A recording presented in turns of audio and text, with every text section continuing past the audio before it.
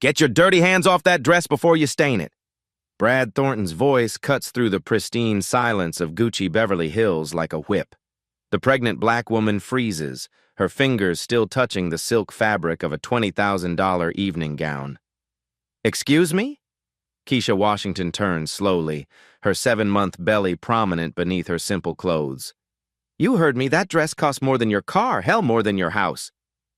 Brad's eyes scan her dismissively. I'm here to purchase. Purchase? Brad laughs harshly. With what, food stamps? Listen, the McDonald's down the street is hiring if you need work. The words hit like physical blows. Keisha's jaw tightens, but her voice remains steady. I'd like to see your manager. I am the manager, and you're leaving. Now! When she doesn't move, his hand strikes her face with brutal force.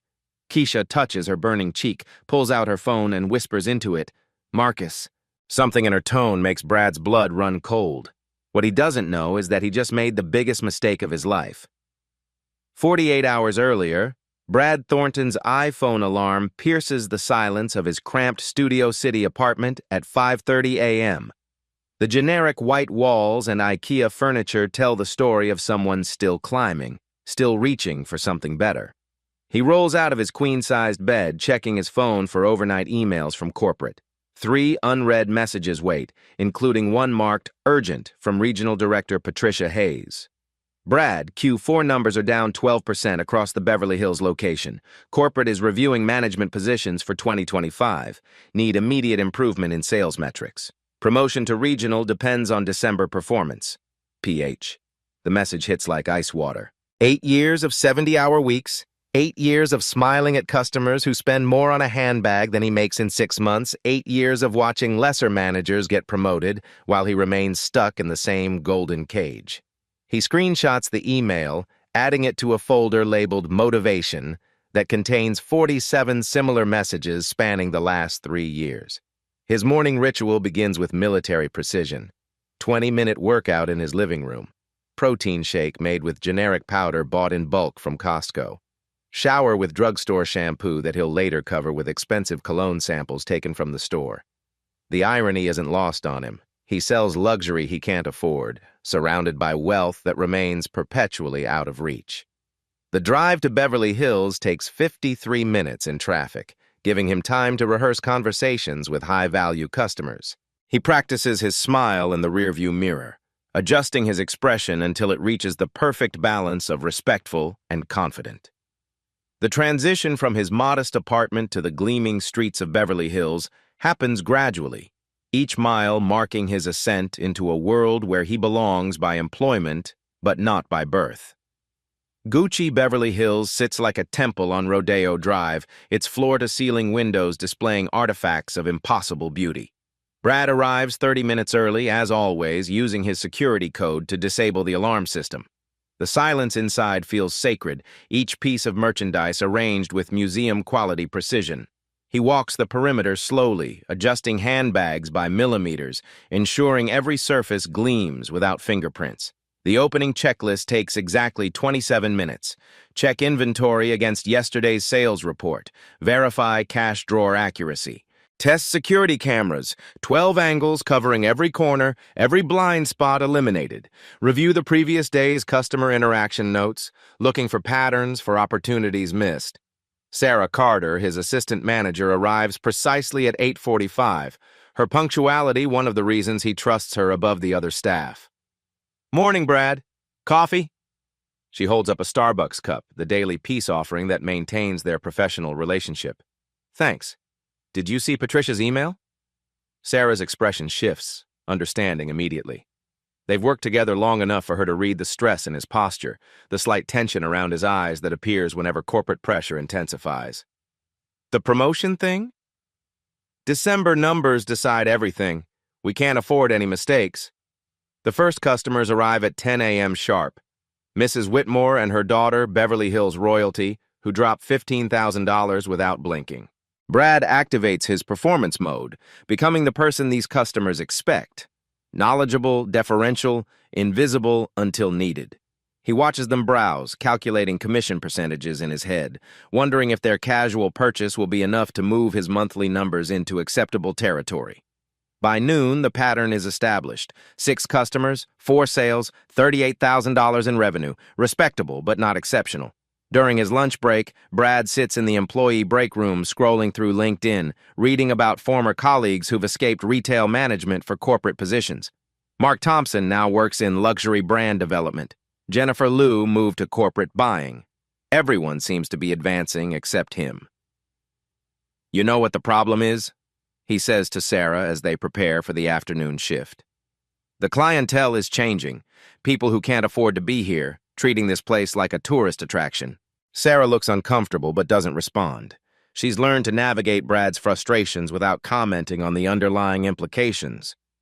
The afternoon brings a steady stream of browsers, tourists with cameras, young women taking Instagram photos, teenagers whose parents wait impatiently by the door. Each interaction feels like a test of Brad's patience, each just looking another reminder of the gulf between his customers and his prospects. At 3 p.m., he reviews the security footage from the previous week, a habit that's become obsessive. He studies customer behavior, looking for patterns that might explain declining sales. The footage reveals uncomfortable truths, subtle moments when his demeanor shifts based on customer appearance, microsecond judgments that affect his service quality.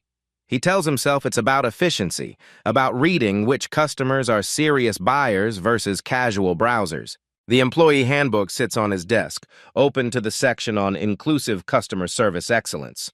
Corporate mandates that all customers receive identical treatment regardless of appearance, background, or perceived purchasing power. Brad has memorized these policies, recited them in training sessions, signed annual acknowledgement forms, but policy and practice diverge in the gray areas, in the split-second decisions that determine who receives the full luxury experience versus polite dismissal. Evening cleanup begins at 7 p.m., after the last customer leaves with a satisfied smile and a Gucci shopping bag. Brad counts the register, balances the books, checks each piece of merchandise against its assigned location. The numbers for today look promising. $67,000 in sales, commission percentages that inch him closer to monthly targets. But it's not enough. It's never enough. His drive home reverses the morning journey, each mile returning him to his modest reality. The apartment feels smaller after spending 10 hours surrounded by marble and gold fixtures. He microwaves dinner while reviewing tomorrow's schedule, planning approaches for customers he's never met, rehearsing responses to objections he can't predict. Before sleep, Brad sets his alarm and checks the corporate email one more time. No new messages, but the morning will bring fresh pressure, new targets, another day of proving his worth to people who see him as replaceable. The promotion to regional represents everything he's worked toward: escape from customer service, elevation to strategy, the respect that comes with making decisions instead of executing them. He closes his eyes, planning tomorrow's performance, unaware that his carefully constructed world is about to encounter a force that will shatter every assumption he's made about power, about control, about the consequences of treating people as less than human. The next morning will bring a customer who doesn't fit his predetermined categories, and the judgment call he makes will transform both their lives in ways he cannot possibly imagine. The morning sun casts geometric shadows through Gucci's floor-to-ceiling windows as Brad adjusts his tie and surveys his domain. Today feels different, charged with possibility. Yesterday's sales figures exceeded expectations, and Patricia Hayes sent a brief but encouraging email. "Keep this momentum. Regional is watching." The words replay in his mind like a mantra as he positions himself behind the marble counter, lord of his temporary kingdom. At 10:47 a.m., Keisha Washington enters the store with the measured gait of someone carrying precious cargo. Her 7-month pregnancy shows prominently beneath a simple black dress, her comfortable flats silent against the polished marble. She pauses just inside the threshold, allowing her eyes to adjust to the carefully orchestrated lighting that makes every piece of merchandise appear divinely illuminated. Brad's trained gaze catalogs her immediately. No designer handbag, no obvious jewelry, clothes that suggest middle-class comfort rather than luxury spending power. His internal calculator runs rapid calculations. Likely browser, possible small purchase, probably not worth premium attention. He signals Sarah with a subtle head gesture, their practiced communication indicating she should handle this customer while he focuses on higher-value prospects. Keisha moves through the store with deliberate purpose, her fingers trailing across silk scarves and leather goods with genuine appreciation. She pauses before a display of evening gowns, studying the construction details with an educated eye that recognizes quality craftsmanship. Her hand rests protectively on her belly as she examines a midnight blue creation adorned with hand-sewn crystals. "The beadwork is exquisite," she murmurs to herself, unaware that Brad has positioned himself within listening distance. Sarah approaches with professional warmth. "Good morning. Can I help you find anything specific today?" "I'm looking for something elegant for a charity gala this Saturday, something that accommodates—" Keisha gestures gracefully toward her pregnancy, "my current situation." Brad's interest sharpens. Charity galas represent serious money, the kind of events where his wealthy customers showcase new purchases, but the disconnect between Keisha's appearance and the implied financial commitment triggers his skepticism. He's seen this before. People who attend events above their economic station, renting or borrowing attire they can't afford to purchase. "Our evening collection starts around $8,000, Sarah explains gently, watching for the customer's reaction. "That's fine. I'd like to see what you have in size 12, preferably with some accommodation for maternity needs." Brad steps forward, his territorial instincts activated. This is his store, his commission opportunity, his decision to make about resource allocation. Sarah defers automatically, recognizing the hierarchy that governs their daily interactions. "Ma'am, I should mention that our evening wear requires significant alterations for maternity fitting. The process typically takes 2 to 3 weeks, and Saturday is—" He pauses dramatically, checking his Rolex. 4 days away. Keisha's expression remains composed, but something flickers in her eyes, not embarrassment, but calculation. "I understand the timeline. Money isn't the constraint here." The phrase triggers Brad's defensive mechanisms. In his experience, people who explicitly state that money isn't an issue are usually the ones for whom it's the primary obstacle. Wealthy customers never need to announce their financial capacity. They simply purchase without discussion. "I appreciate your interest, but these pieces require careful consideration. The gown you were examining costs $18,000 plus alteration fees plus rush charges for weekend completion. We're looking at potentially $25,000 for a single evening's wear. I understand the investment." Keisha's voice carries quiet authority that momentarily unsettles Brad's confidence. He decides to test her commitment. "May I see some identification and a credit card? Our policy requires verification for purchases above $15,000. It's a lie. No such policy exists, but Brad has used this tactic before to separate serious buyers from pretenders. Legitimate customers comply without hesitation, while others make excuses or leave quietly. The request serves as his personal filtering system, protecting his time and commission potential from false leads. Keisha opens her purse with deliberate calm, producing a driver's license and a Black American Express Centurion card. The metal card catches the boutique's lighting, its weight and distinctive design immediately recognizable to anyone in luxury retail. Brad's internal calculus shifts violently. Centurion cards require invitation only, minimum annual spending in the hundreds of thousands, approval processes that eliminate all but the most affluent cardholders. He examines both items carefully, searching for signs of forgery or fraud. The license appears authentic. Keisha, Washington, address in Beverly Hills' most exclusive zip code, expiration date 2 years future. The Centurion card shows natural wear patterns consistent with regular use, no obvious tampering or duplication markers. "I'll need to verify this card," Brad announces, his tone carrying more authority than the situation warrants. "Of course." Keisha settles into a nearby chair, her hand automatically moving to support her lower back. The gesture is unconscious, natural, the body language of someone genuinely pregnant rather than performing pregnancy for sympathy or advantage. Brad retreats to his office, ostensibly to process the verification, but actually to recalibrate his approach. The Centurion card represents legitimate wealth, but its presence on someone who doesn't project traditional luxury markers creates cognitive dissonance. His worldview depends on visual cues aligning with economic reality.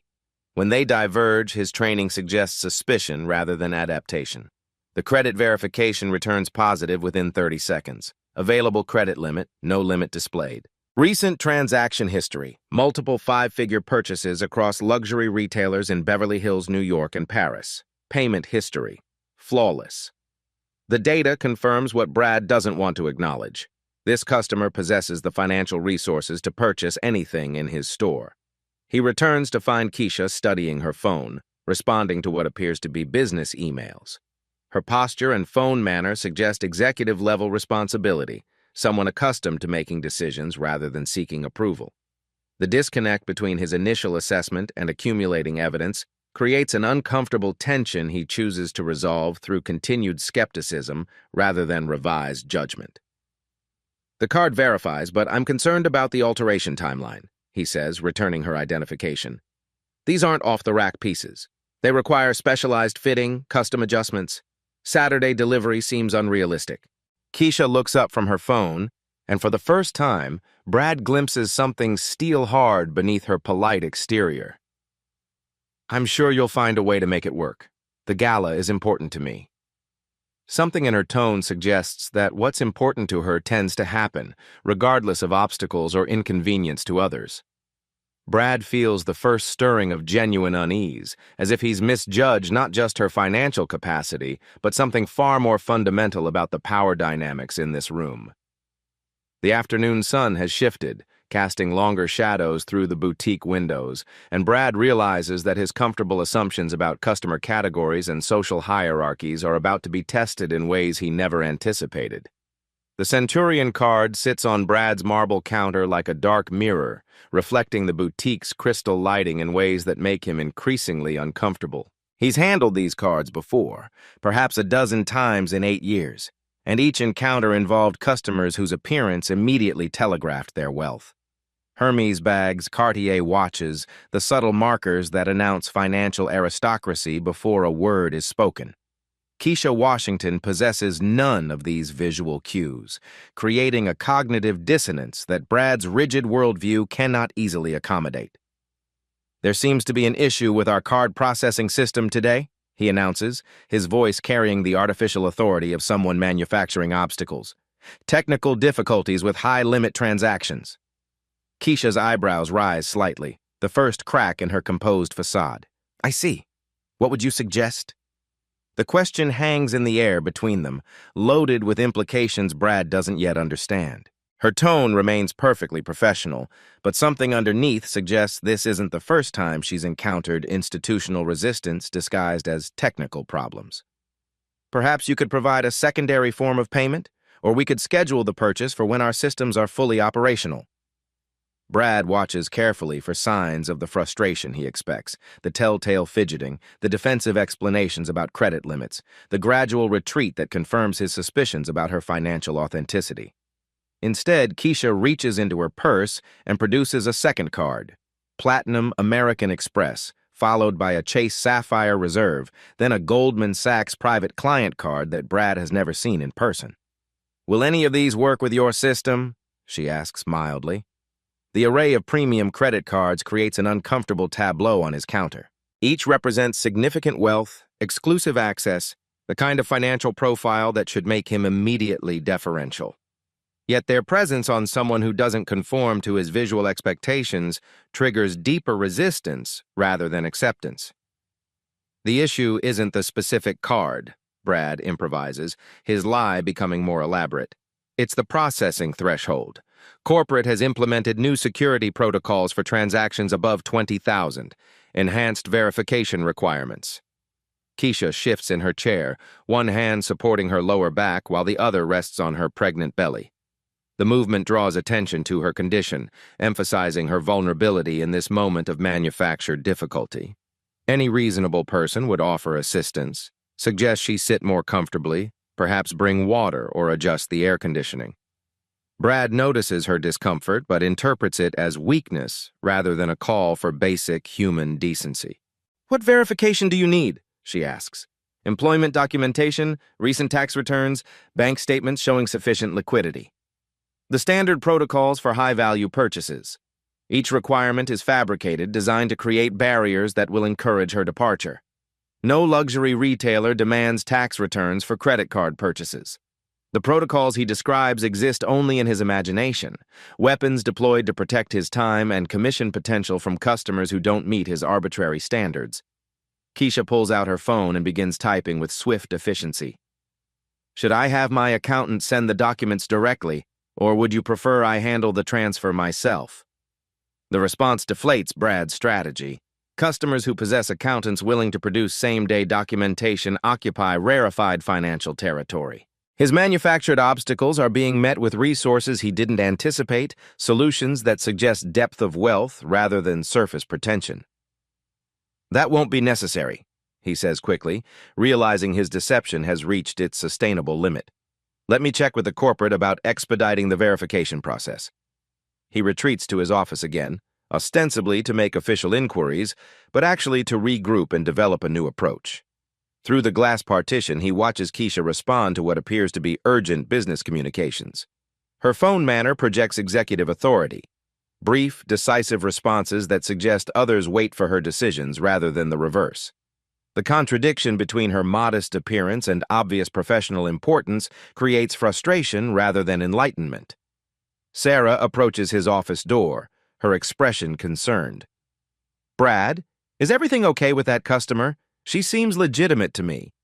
"I'm handling it," he responds curtly, dismissing her observation. Sarah's judgment, while generally sound, lacks his years of experience reading customers. She sees surface politeness where he recognizes deeper patterns of deception and social climbing. When he returns to the showroom, Keisha has moved to examine other pieces, her attention focused on a collection of handbags that represent the store's highest margin items. She handles each piece with appreciation for craftsmanship details that casual browsers typically miss: the hand-stitching quality, the leather grain consistency, the hardware weight and finish. Her evaluation process suggests genuine expertise rather than performance. "These are beautiful," she comments, examining a limited edition piece. "Artisanship is exceptional." "That particular bag has a waiting list," Brad interjects. "It's reserved for our established clientele." Another lie deployed reflexively. The bag sits available for immediate purchase, but Brad's territorial instincts drive him to create artificial scarcity. In his experience, exclusivity tests reveal true buying intentions. Serious customers push back against restrictions, while pretenders accept dismissal gracefully. "I understand," Keisha replies. "Perhaps you could add me to the waiting list?" Her response again defies his expectations. Instead of challenging the restriction or providing credentials that would justify special treatment, she accepts the process and requests inclusion. The reaction suggests someone accustomed to luxury retail protocols, familiar with waiting lists and allocation systems that govern high-end purchases. "That would require establishing a purchase history first," Brad continues, adding layers to his fictional barriers. "The waiting list prioritizes customers with significant annual spending." Keisha's phone buzzes with an incoming call. She glances at the screen, and for the first time, her composure shifts slightly. Not toward stress or anxiety, but toward the focused attention that indicates important business requiring immediate response. "Excuse me, I need to take this," she says, moving toward the boutique's entrance for privacy. Brad watches through the window as she conducts what appears to be a complex business negotiation. Her body language projects confidence and authority, hand gestures that emphasize key points, facial expressions that suggest she's providing direction rather than receiving instruction. The conversation lasts several minutes, and when she returns, something subtle has changed in her demeanor. "I apologize for the interruption," she says. "Business doesn't always respect personal schedules." "What kind of business?" Brad asks, his curiosity finally overcoming his pretense of disinterest. Keisha smiles for the first time since entering the store, and the expression contains depths that make Brad suddenly inexplicably nervous. The kind that values efficiency and respects people's time. The words carry weight beyond their surface meaning, as if she's delivering a message rather than making conversation. Brad feels an uncomfortable shift in the room's dynamic, as though the power balance he's assumed throughout their interaction might not be what he believed. Outside, afternoon traffic begins building on Rodeo Drive, The familiar rhythm of Beverly Hills commerce continuing obliviously while inside the boutique, forces neither participant fully understands are aligning toward an inevitable collision. The atmosphere in Gucci Beverly Hills has grown thick with unspoken tension, like the heavy air before a thunderstorm. Brad's manufactured obstacles have created a standoff that neither participant seems willing to abandon. Keisha stands near the evening gown display, her hand resting on her pregnant belly, while Brad positions himself between her and the merchandise like a guard protecting sacred relics from unworthy hands. Sarah watches from behind the accessories counter, her discomfort growing with each passing minute. 8 years of working retail have taught her to recognize dangerous customer interactions, moments when pride and prejudice override common sense and customer service training. The current situation exhibits all the warning signs of an incident that will require damage control, corporate notifications, and potentially legal review. Her instincts scream at her to intervene, but Brad's hierarchical authority keeps her frozen in place. "Ma'am, I think we've reached an impasse here," Brad announces, his voice carrying the finality of someone who believes he holds ultimate authority. "Our verification processes are quite thorough, and rushing them would compromise our security protocols." The lie flows smoothly from his lips, polished by years of practice in creating barriers for customers he deems unworthy. He's perfected the art of institutional gatekeeping using corporate language to mask personal prejudices, transforming discrimination into policy enforcement. Keisha turns slowly, and something in her movement suggests a decision has been reached. Not the frustrated retreat Brad expects, but a shift toward a different kind of engagement altogether. Her posture straightens despite her pregnancy, projecting an authority that seems to emerge from some deep reservoir of confidence that Brad has consistently underestimated. "I understand you have procedures," she says, her voice maintaining its professional calm. "But I also understand when those procedures are being selectively applied." The accusation hangs in the air like a challenge, cutting through Brad's pretense with surgical precision. He feels heat rising in his chest, the familiar anger that surfaces when his authority is questioned by people who don't understand the complexity of his position. He spent 8 years mastering the delicate balance of luxury retail, learning to navigate between corporate demands and customer expectations, developing instincts that separate serious buyers from time wasters. "I don't appreciate the implication," he responds, his professional mask slipping slightly. "I treat all customers according to the same standards. Do you?" Keisha's question carries the weight of someone who has observed his interactions throughout the morning, cataloging the differential treatment that Brad considers normal business practice. She's watched him defer to other customers with obvious wealth markers, seen the immediate service and respectful attention they received without question or verification. Through the boutique's windows, other customers pass on Rodeo Drive, their shopping bags and casual expressions testament to successful retail experiences elsewhere. Mrs. Whitmore exits Harry Winston with a smile and a distinctive shopping bag, having completed a transaction that probably exceeded Keisha's intended purchase by several multiples. The contrast couldn't be sharper. 2 very different retail experiences occurring within the same luxury corridor. "Ma'am, I'm going to have to ask you to leave," Brad says, his voice rising slightly as his control over the situation continues to deteriorate. "You're disrupting other customers." The store contains no other customers. The lie is transparent, desperate, revealing the extent to which Brad's rational judgment has been compromised by his need to maintain control over a situation that increasingly defies his understanding. His territorial instincts have transformed customer service into a power struggle that he's determined to win at any cost. "I'm not disrupting anyone," Keisha replies calmly, her composure contrasting sharply with Brad's growing agitation. "I'm trying to make a purchase." "A purchase you clearly can't afford," Brad snaps, his filter finally failing completely. "This isn't a place for people like you to play pretend."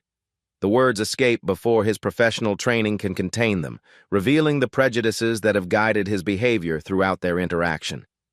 Sarah audibly gasps from across the store, recognizing the legal and professional catastrophe Brad has just created. Customer discrimination based on race represents grounds for immediate termination, civil liability, and corporate crisis management that could destroy careers and damage brand reputation. Keisha's expression doesn't change, but something shifts in her eyes. Not anger, but a kind of cold recognition. She's heard these words before, faced these assumptions in boardrooms and business meetings, learned to navigate a world where her appearance triggers judgments that her accomplishments contradict. The familiar sting of prejudice washes over her, but underneath runs a current of something harder, more dangerous. "People like me?" she asks quietly, each word measured and deliberate. Brad realizes his mistake but doubles down rather than retreating, his pride preventing the apology that might salvage the situation. 8 years of retail frustration, corporate pressure, and economic anxiety crystallize into this moment of absolute authority over someone he perceives as powerless. People who don't belong in establishments like this. People who think they can fake their way into circles above their station. His voice grows louder, more aggressive, feeding off his perceived dominance in the interaction. The accusation echoes through the marble-floored boutique, amplified by the acoustics designed to showcase luxury goods rather than contain ugly confrontations.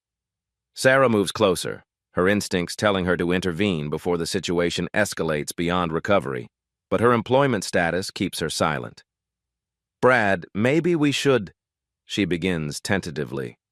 "Stay out of this, Sarah," he orders, his authority over his employee providing the last refuge for his wounded ego.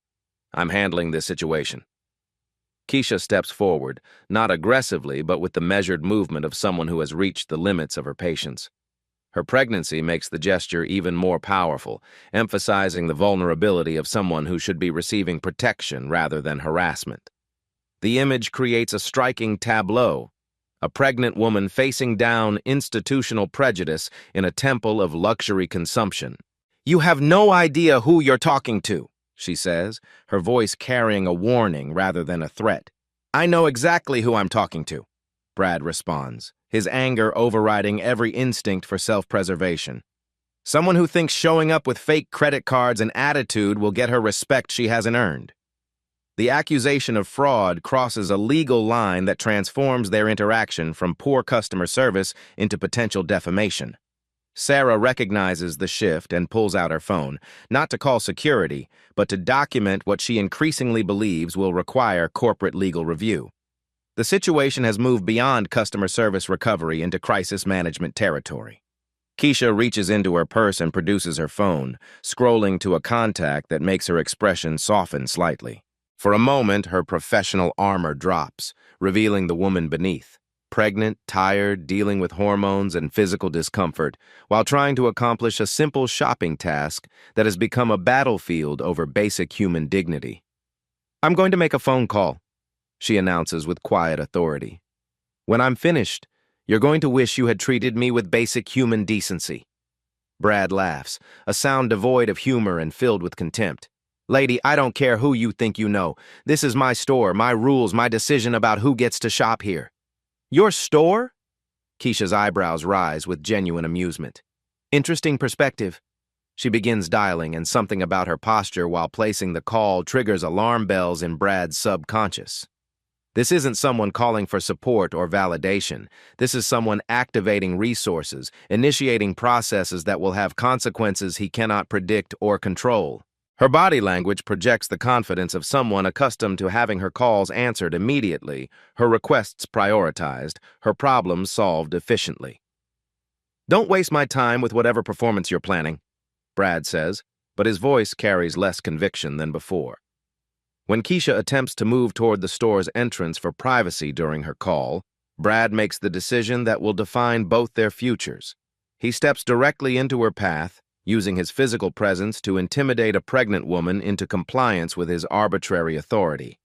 The gesture represents the ultimate abuse of his positional power, threatening someone in a vulnerable condition to maintain psychological dominance.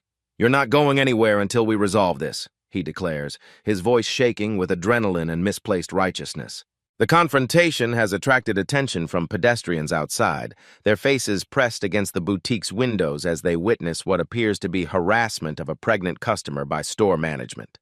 Several people pull out phones, recognizing the potential significance of documenting what unfolds next. Sarah realizes that whatever happens will occur under public scrutiny, with witnesses and recording devices capturing every moment for potential social media distribution. Keisha looks up at Brad, her expression shifting from patience to something harder, more final. "Move," she says simply, the word carrying absolute authority. "Make me," Brad responds, the playground taunt revealing how completely his professional judgment has been abandoned in favor of primitive dominance displays. When Keisha takes a step forward, not aggressively, but with the quiet determination of someone who will not be physically intimidated, Brad's hand moves faster than his brain can process consequences. The slap connects with her cheek with a sound that echoes through the boutique like a gunshot, the crack of palm against skin seeming to freeze time itself in a moment of absolute moral clarity. The silence that follows feels eternal, witnessed by Sarah, by pedestrians outside, by security cameras that record everything in digital permanence. Keisha touches her face, feeling the sting spread across her skin, while Brad stares at his own hand as if it belongs to someone else. In that suspended moment, Keisha speed dials Marcus White King and speaks 4 words that will change everything. Someone made a mistake.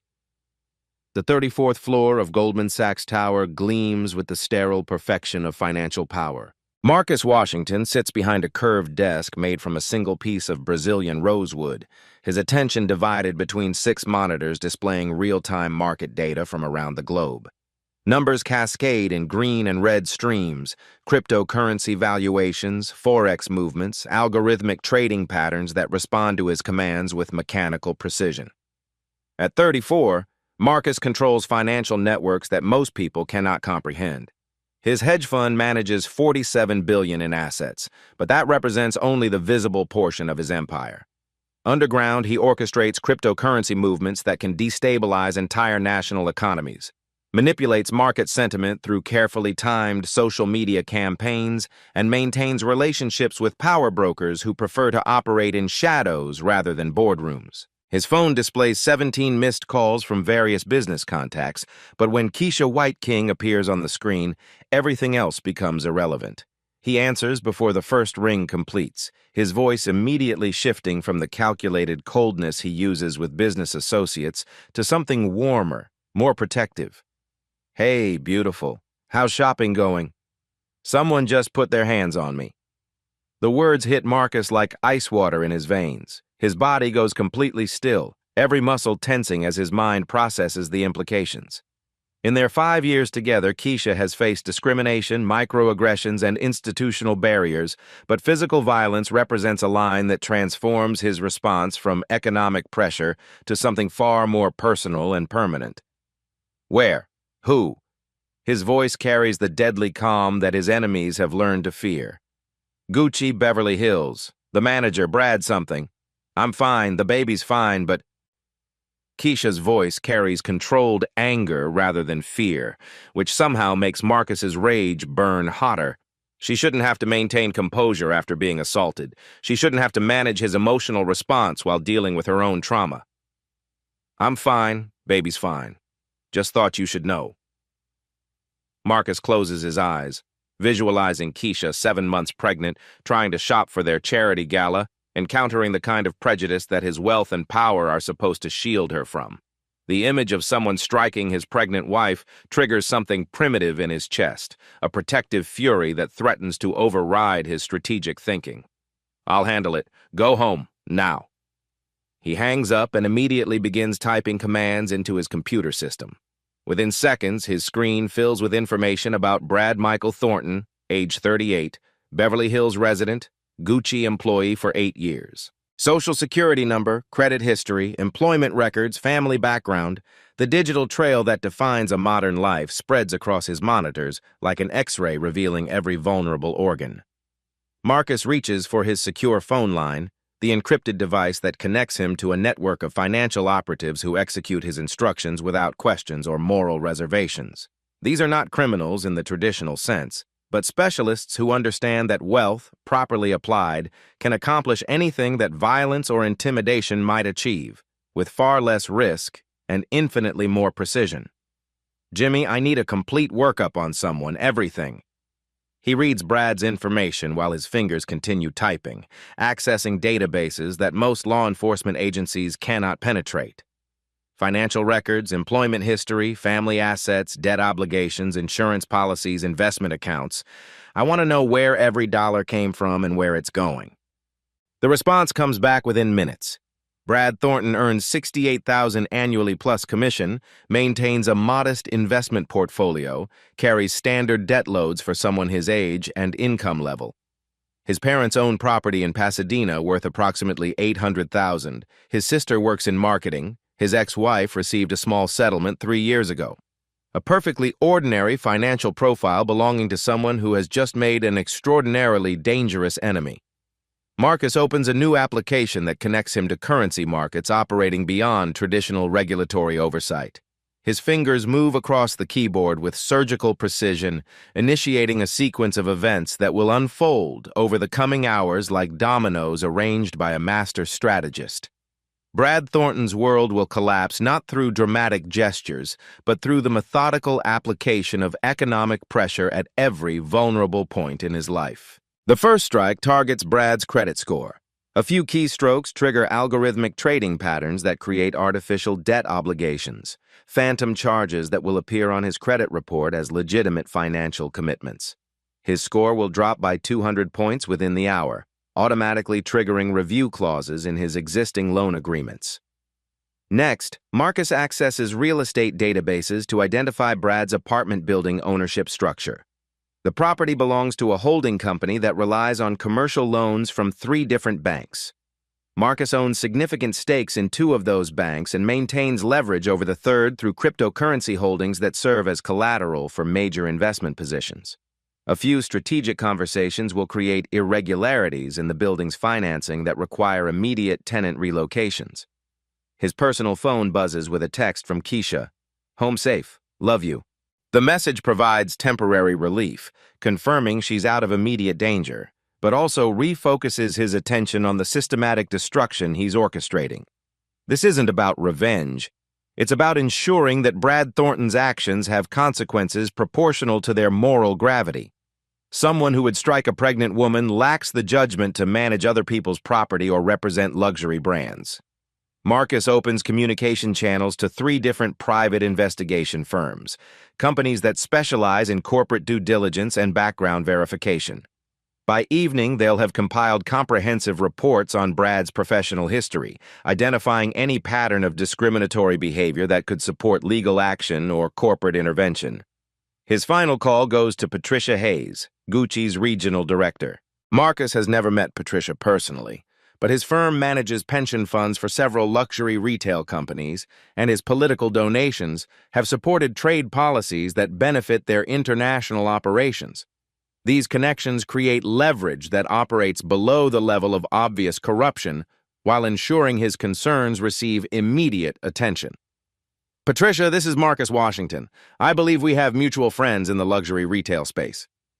The conversation lasts exactly 3 minutes. Marcus explains that his pregnant wife was assaulted at the Beverly Hills location by a manager named Brad Thornton. He doesn't make threats or demands. He simply provides information and expresses his disappointment that such incidents reflect poorly on brands he's financially connected to through various investment vehicles. Patricia's response is immediate and decisive. She'll launch an internal investigation within hours, review security footage, interview witnesses, and take appropriate action to protect both the customer and the company's reputation. She understands that incidents involving pregnant women create liability exposure that no luxury brand can afford to ignore. Marcus hangs up and leans back in his chair, watching numbers continue flowing across his screens.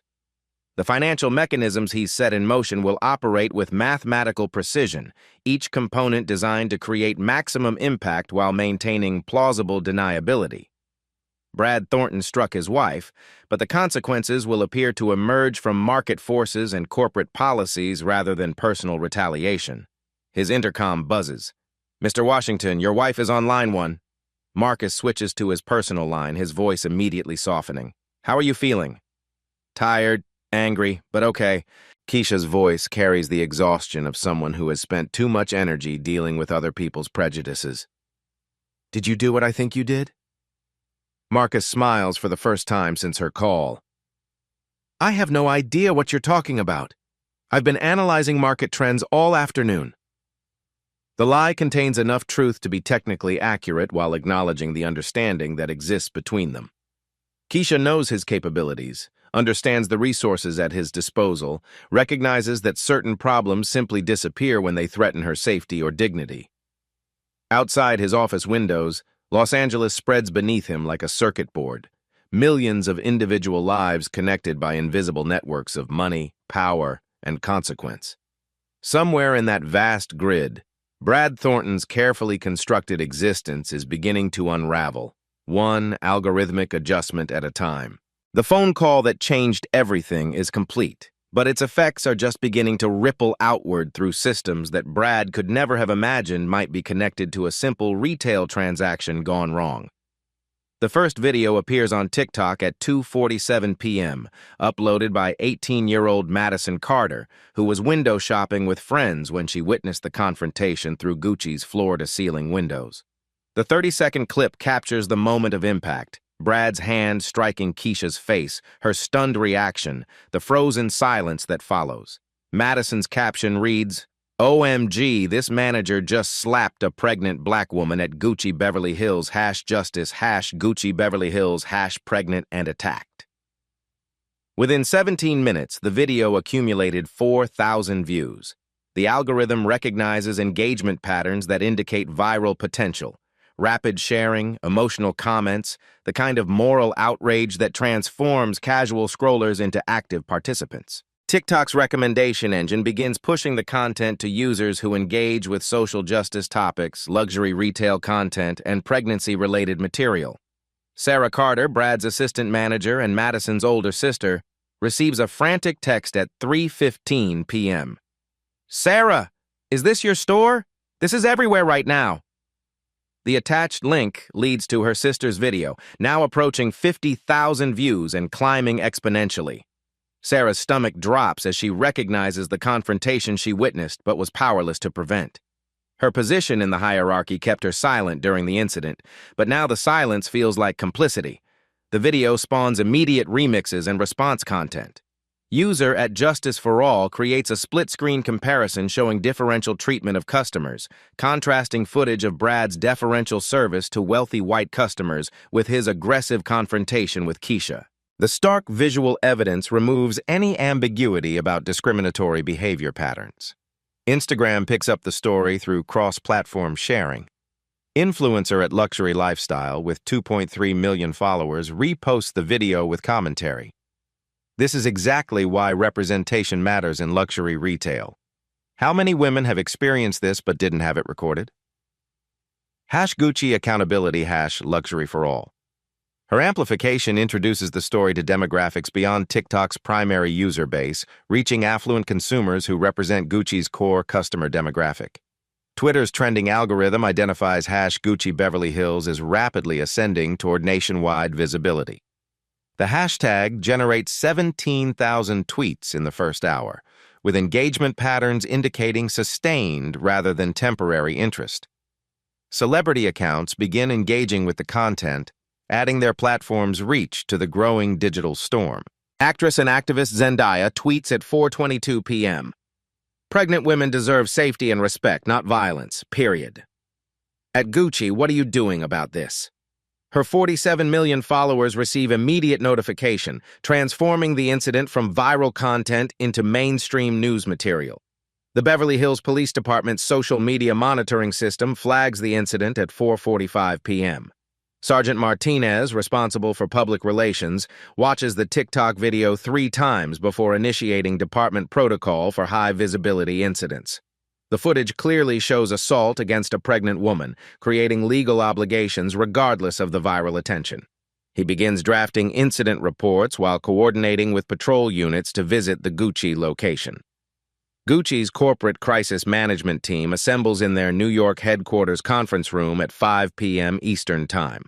Chief Marketing Officer Elena Rodriguez reviews the rapidly spreading content, while Communications Director Michael Torres tracks engagement metrics that paint an increasingly dire picture. The incident represents every luxury brand's nightmare. explicit discrimination caught on camera, shared by millions, amplified by celebrity voices that can damage reputation and sales. We're looking at potential boycotts from our highest value demographics, Rodriguez reports, scrolling through comments from verified accounts representing significant purchasing power. The pregnancy angle makes this particularly toxic. No brand recovers easily from images of employees attacking pregnant customers. Regional Director Patricia Hayes joins the crisis call from Los Angeles, having already received Marcus Washington's carefully worded phone call expressing his disappointment with the Beverly Hills location's service standards. She doesn't mention Marcus's identity or the financial leverage he represents, but she emphasizes the severity of the situation and the need for immediate decisive action. "I've reviewed the security footage," Patricia reports. "The customer remained professional throughout the interaction. Our manager escalated without justification and ultimately committed assault. We have no defensible position here." Meanwhile, the digital storm continues expanding across platforms. Reddit's public freakout thread about the incident generated 12,000 comments within 2 hours, with users conducting amateur investigations into Brad's background, employment history, and social media presence. The crowdsourced research reveals previous customer complaints about discriminatory treatment, creating a pattern that transforms an isolated incident into evidence of systemic problems. YouTube content creators begin producing reaction videos, analysis pieces, and commentary that extends the story's life cycle beyond the typical 24-hour viral cycle. At Social Justice Daily releases a 15-minute breakdown titled "The Psychology of Retail Racism: Why Luxury Stores Enable Discrimination," which accumulated 300,000 views by evening. Local Los Angeles news stations pick up the story for their 6 p.m. broadcasts. KTLA leads with "Pregnant Woman Assaulted at Beverly Hills Gucci Store," featuring the TikTok footage alongside interviews with retail discrimination attorneys who explain the legal implications. The transition from social media content to traditional news coverage legitimizes the incident and expands its reach to demographics less active on digital platforms. Brad Thornton remains unaware of the digital storm until 6:30 p.m., when his phone begins receiving notifications from friends and family members who've seen the viral content. His personal Facebook account, Instagram profile, and LinkedIn presence become targets for users seeking to express their outrage directly. The comments range from angry but civil criticism to explicit threats that force him to make his profiles private. His apartment buzzer rings repeatedly as local news crews arrive seeking statements. Through his window, Brad can see reporters setting up cameras on the sidewalk, transforming his modest building into a media staging area. Neighbors emerge to investigate the commotion, some recognizing him from news footage and pointing in his direction. Patricia Hayes' investigation moves swiftly once corporate priorities become clear. Security footage review confirms the TikTok video's accuracy while revealing additional context that makes Brad's behavior appear even more indefensible. The complete recording shows his pattern of differential customer treatment, his escalating aggression, and his colleague Sarah's obvious discomfort with his actions. At 7:15 p.m., Gucci released a preliminary statement through their official social media accounts. "We are aware of the disturbing incident at our Beverly Hills location and are conducting a full investigation. The behavior shown in the video does not reflect our values or standards. We are committed to providing respectful service to all customers and will take appropriate action based on our findings." The corporate response generates immediate backlash from users who interpret the measured language as insufficient given the video evidence. Comments demand immediate termination, policy changes, and personal accountability from corporate leadership. The carefully crafted PR statement fails to contain the growing anger and actually amplifies criticism by appearing to minimize the severity of assaulting a pregnant customer. Stock market impact becomes visible in after-hours trading as Kering SA, Gucci's parent company, drops 2.3% on higher than normal volume. Institutional investors recognize that luxury brands depend on aspirational marketing and inclusive imagery that the viral video directly contradicts. The financial consequences extend beyond immediate reputation damage to longer-term concerns about brand positioning and market share. Celebrity boycott announcements begin appearing on Instagram stories and Twitter posts. Rapper Cardi B, pregnant herself, posts a video message, Any brand that lets their employees put hands on pregnant women don't deserve our money. Period. Her announcement triggers additional celebrity responses, creating a cascade effect that threatens to transform individual outrage into organized economic pressure. By 9 p.m. Pacific Time, #Gucci boycott joins #Gucci Beverly Hills as a trending topic, with users sharing screenshots of deleted shopping apps, canceled orders, and returned merchandise. The economic impact extends beyond individual purchasing decisions to influence corporate partnerships, celebrity endorsements, and retail relationships that represent millions in annual revenue. Local protest organization Beverly Hills Justice Coalition announces a demonstration outside the Gucci store for the following morning, coordinated through social media channels that have sustained engagement throughout the evening. The protest planning generates additional content and hashtags that maintain the story's momentum while creating opportunities for continued media coverage. Sarah Carter makes the decision that will define her own professional future. At 9:30 p.m., she posted a detailed Instagram statement describing her witness experience, confirming the video's accuracy and apologizing for her inability to intervene effectively during the incident. Her insider perspective provides credibility that amplifies the story's impact while protecting her own professional reputation through early cooperation with the developing investigation. The digital wildfire has transformed a single incident of retail discrimination into a multimedia crisis that threatens corporate reputation, individual careers, and broader conversations about systemic racism in luxury retail. What began as one woman's shopping experience has become a catalyst for examining institutional barriers that persist despite decades of diversity initiatives and corporate sensitivity training. As midnight approaches, the viral content shows no signs of diminishing. International media outlets begin covering the story, expanding its reach beyond American social media platforms to global audiences who view the incident as representative of broader American social problems. The digital amplification has created consequences that will extend far beyond the original 30 seconds captured on a teenager's phone camera. The wildfire burns through the night, consuming reputations, careers, and carefully constructed corporate messaging while generating conversations about power, privilege, and the responsibility that comes with serving diverse customers in an increasingly connected world. Marcus Washington's War Room operates with the precision of a NASA Mission Control Center. 3 additional financial analysts have joined him in the secure conference room adjacent to his office, their laptops connecting to encrypted networks that bypass traditional banking oversight. The room's windows are polarized to prevent surveillance, and white noise generators mask conversations from any potential electronic eavesdropping. This level of operational security reflects the scope of what Marcus is about to unleash upon Brad Thornton's carefully constructed middle-class existence. Dr. Jennifer Kim, his chief algorithmic strategist, pulls up Brad Thornton's complete financial profile on the main display screen. The data represents 8 years of painstaking digital archaeology. Every credit application, every loan payment, every investment transaction, every insurance claim, every employment verification that has defined Brad's economic existence. What emerges is a picture of carefully managed mediocrity. Someone living paycheck to paycheck despite appearing financially stable, vulnerable to any significant disruption in his cash flow or credit access.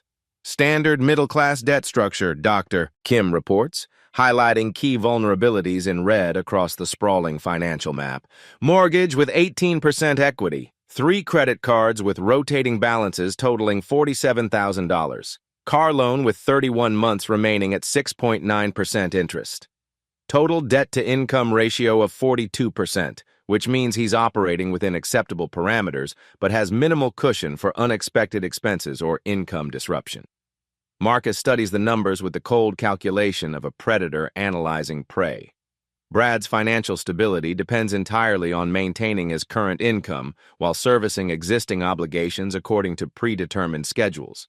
Any significant increase in expenses or decrease in earnings will create a cascade effect that traditional financial institutions are programmed to exploit through penalty fees, interest rate adjustments, and accelerated payment demands that can destroy financial stability within weeks. What about family money?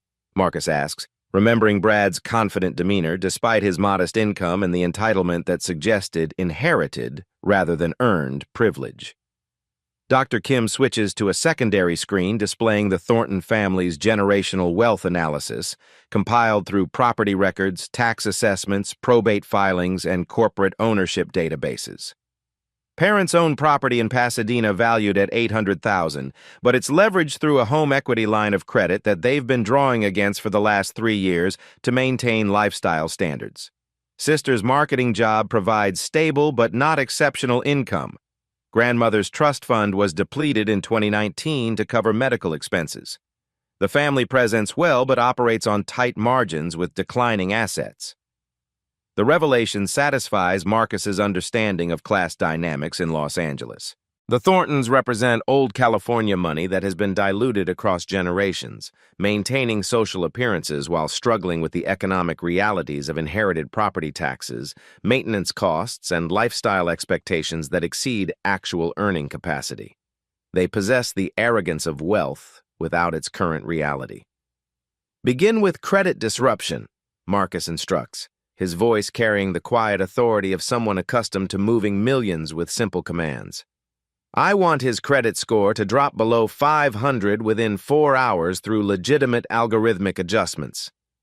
The strategy relies on exploiting algorithmic vulnerabilities in credit reporting systems that prioritize automation over human verification. Dr. Kim initiates a series of phantom transactions that appear as legitimate debt obligations, utility deposits for addresses Brad has never visited, insurance policies for vehicles he doesn't own, subscription services that his digital profile suggests he might purchase, medical payment plans for procedures his insurance should have covered. Each transaction is small enough to avoid triggering fraud detection systems, but collectively large enough to exceed his available credit limits and create cascading penalty assessments. Marcus's second analyst, Robert Torres, focuses on Brad's employment stability through corporate intelligence networks that monitor luxury retail industry personnel decisions. Gucci Corporate is already conducting an internal investigation based on the viral video. Our research indicates they have zero-tolerance policies for employee discrimination, especially when it creates legal liability and threatens brand reputation in international markets. Accelerate their timeline, Marcus orders. I want the corporation to have comprehensive documentation of Brad's pattern of discriminatory behavior by tomorrow morning, presented in a format that supports immediate termination and potential criminal referral. The documentation already exists in customer complaint databases, employee incident reports, and security footage that Robert's team has systematically accessed through corporate data breaches that occurred months earlier during routine business intelligence gathering. The information wasn't gathered specifically to target Brad. It represents part of Marcus's broader intelligence network that monitors potential business partners, investment targets, and market competitors for due diligence purposes. Brad's profile existed in these databases as background noise until today's events elevated him to active threat status requiring immediate neutralization. Marcus's phone buzzes with encrypted updates from his private investigation teams. 3 separate firms are conducting parallel research into Brad's professional history, personal relationships, financial obligations, legal vulnerabilities, and behavioral patterns that might support civil or criminal proceedings. The reports reveal a pattern of escalating aggressive behavior over the past 2 years, coinciding with increased pressure from corporate management and his deteriorating chances for promotion to regional positions. He's been written up twice for customer service issues in the last 18 months, reports Diana Walsh, his head of strategic intelligence and former FBI financial crimes investigator. Both incidents involved minority customers who complained about differential treatment, condescending language, and what they characterized as deliberate obstacles to completing purchases. HR documented the complaints but didn't pursue discipline beyond verbal counseling and mandatory sensitivity training that Brad completed with minimal engagement. This information provides legal ammunition for potential civil rights lawsuits, while demonstrating to corporate investigators that Brad represents ongoing liability rather than an isolated incident. Marcus forwards the documentation to Patricia Hayes through channels that make it appear as if concerned customers or employees provided the information rather than professional investigators, maintaining plausible deniability while ensuring maximum impact. The next phase targets Brad's housing stability through real estate market manipulation that will appear entirely coincidental. Marcus accesses property ownership records for Brad's apartment building, discovering that it's owned by Meridian Properties, a real estate investment trust that manages 47 buildings across Los Angeles County and maintains a conservative tenant screening policy designed to minimize liability exposure. Marcus's hedge fund owns preferred shares in Meridian Properties, purchased 2 years earlier as part of a diversified real estate portfolio that provides voting rights and board representation. A phone call to Meridian's CEO takes exactly 90 seconds and focuses on risk management rather than personal vendettas. Marcus doesn't mention Brad specifically. Instead, he expresses concern about the company's tenant screening procedures and suggests that enhanced background checks might prevent residents whose behavior could create liability exposure for property owners. He mentions having seen news coverage about retail employees involved in discrimination incidents and wonders whether such individuals represent acceptable tenancy risks given potential civil lawsuits, media attention, and the possibility of protests or demonstrations that could disrupt other tenants. The conversation plants seeds that will germinate into policy changes requiring additional tenant documentation, credit verification, criminal background checks, and behavioral assessments for all lease renewals. Brad's lease renewal application, due in 6 weeks, will face scrutiny that his deteriorating credit score, emerging legal problems, and viral notoriety cannot possibly survive. Marcus's cryptocurrency operations provide additional leverage through their connections to Brad's banking relationships and the broader financial services ecosystem. The First National Bank of Beverly Hills, where Brad maintains his primary checking account, processes settlement payments for several cryptocurrency exchanges that Marcus controls through shell companies incorporated in jurisdictions with favorable financial privacy laws. A few strategic transactions create artificial volatility in their crypto settlement accounts, forcing the bank to implement enhanced fraud monitoring protocols that automatically flag accounts showing unusual activity patterns. The banking industry's automated risk assessment systems interpret the combined signals: declining credit score, viral media attention, potential legal exposure, cryptocurrency-related transaction anomalies, as indicators of money laundering or fraud potential that require immediate investigation. Brad's accounts are automatically flagged for enhanced monitoring that will freeze transactions above $500 pending manual review, create holds on direct deposits until source verification is completed, and require in-person identity confirmation for any significant banking activities. The restrictions will make it nearly impossible for him to access his own money while appearing to result from legitimate anti-fraud protocols. Dr. Kim provides real-time updates on the credit destruction campaign as algorithms continue working through the night. His FICO score has dropped to 547 as of 11 p.m. The algorithmic trading patterns we've implemented will continue generating negative credit events throughout the night as phantom obligations are reported to credit bureaus. By morning, he'll be below 480, which triggers automatic reviews of all his existing credit facilities and potential immediate payment demands. The mortgage company's automated systems will receive notification of Brad's credit score decline at 6 a.m. through industry-standard credit monitoring services, initiating a mandatory financial review process that requires updated employment verification, income documentation, asset statements, and potentially immediate payment of outstanding balances if his financial stability appears compromised. The car loan company will implement similar protocols, while his credit card companies adjust his available limits to reflect increased default risk, potentially reducing his available credit to zero. Marcus opens secure communication channels with 3 different law firms that specialize in civil rights litigation and have track records of successful discrimination settlements against major corporations. He doesn't provide specific case details. Instead, he mentions having learned about a potential discrimination incident involving a pregnant client and suggests that the firms might want to conduct proactive outreach to ensure the victim receives appropriate legal representation for what could be a significant federal civil rights case. The lawyers recognize the opportunity presented by a viral discrimination incident with clear video evidence, sympathetic victim, corporate defendant with deep pockets, and media attention that will pressure settlement negotiations.